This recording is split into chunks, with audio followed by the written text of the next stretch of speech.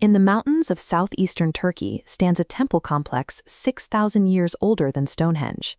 Shortly after it was finished, the people who built it chose to systematically bury it. This cluster of early Neolithic sites around Şanlıurfa, documented here on the map of Anatolia, sits at the very center of what historians call the Fertile Crescent.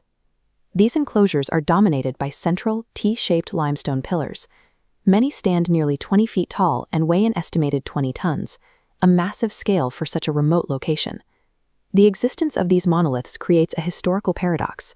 12,000 years ago, during the final days of the Ice Age, the only humans in this region were nomadic hunter-gatherers. These groups lived without agriculture, without any wheels or metal tools. They lacked the permanent settlements and complex social structures usually required to organize such an enormous labor force.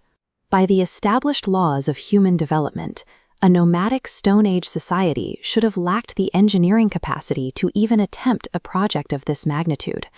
First, builders identified a limestone plateau, cutting a massive T-shaped block directly from the bedrock. Without draft animals or wheels, hundreds of people had to coordinate their strength to drag that stone across uneven terrain to its final socket.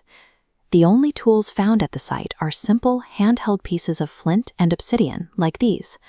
These rough edges were the only instruments available for carving and shaping 20-ton monoliths. Despite these primitive tools, the upright pillars achieved a level of precision that towers over the modern archaeologists working beneath them. This construction suggests a shared, sophisticated design language and a communal vision that existed long before the invention of written language. Göbekli Tepe suggests that the urge to gather and worship actually drove the very birth of human civilization, sparking monumental architecture and social organization before the first seeds were ever planted for agriculture.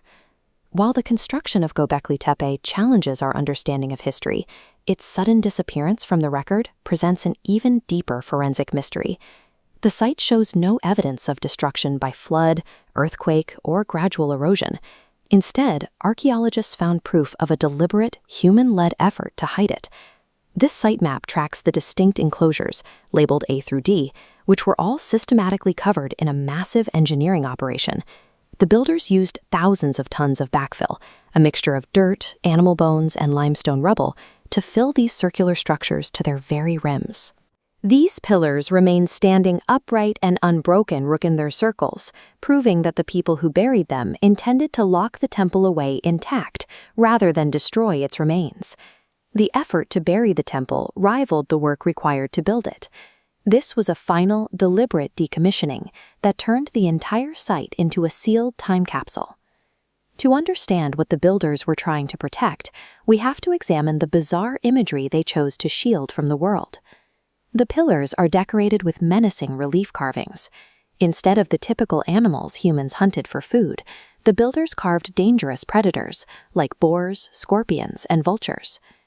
This feline creature is carved into a pillar that, like the others, has arms and hands, but entirely lacks a human face, suggesting it represents abstract deities or supernatural forces. The most complex carvings are found on Pillar 43, the vulture stone.